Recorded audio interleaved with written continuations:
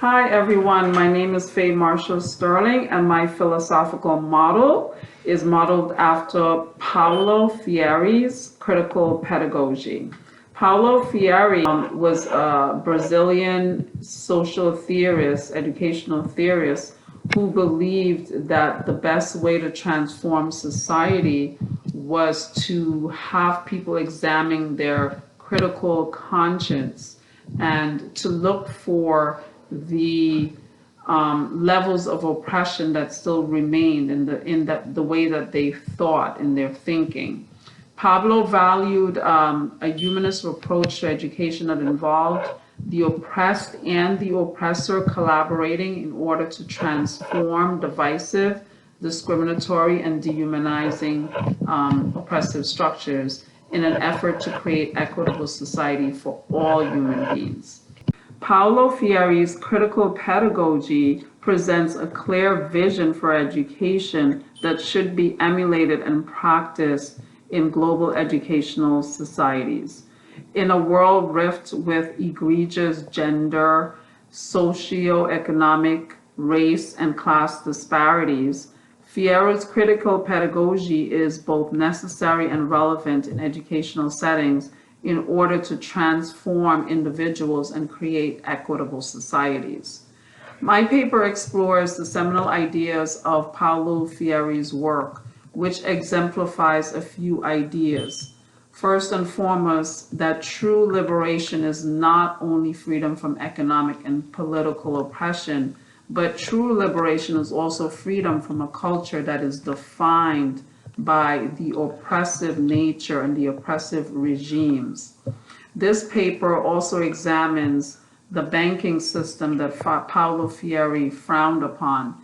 In the banking educational system, students are mere receptacles where the teacher deposits information and the students accepts that information and regurgitates that information in ways that are not meaningful. Paulo Freire was against this model of teaching.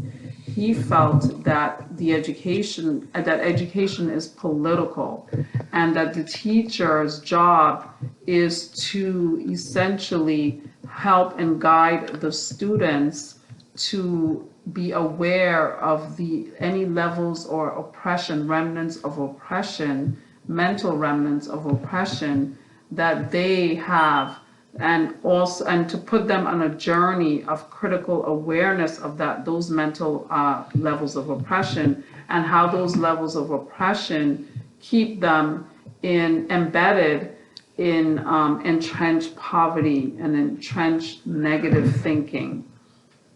This paper also looks at gender equality. In terms of Paulo Freire, his critical pedagogy really fostered equality among all groups of people. This paper examines Rousseau, who is a giant among democratic thoughts and equality in society. However, Rousseau's thoughts and his ideas regarding the way that the gender should be educated, as outlined in his work Emile, really a lot of critics have criticized Rousseau because they felt that his ideas, especially regarding gender, held women back, held girls back, and not only in educational situations, but also in the general society.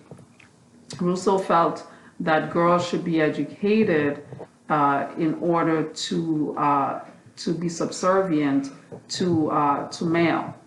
And even though these ideas are not taken literally in educational societies today, Rousseau has influenced a lot of educational institutions.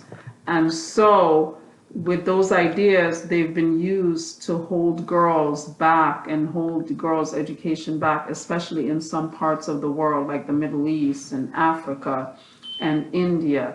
In these places, girls' education, girls actually do not have access to an education.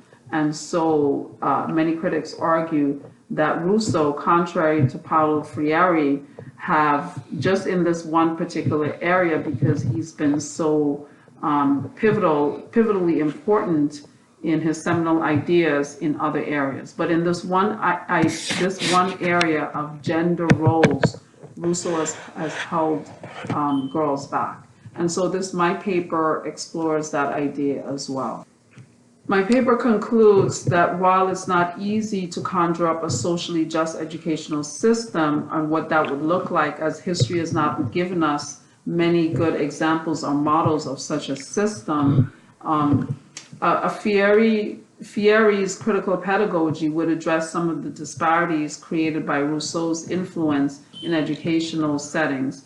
The influences of Freire's theoretical framework, whose educational philosophy will be beneficial for universal implementation in educational settings, would impact students' academic, social, as well as spiritual growth and have positive implications for the collective society. Thank you for watching.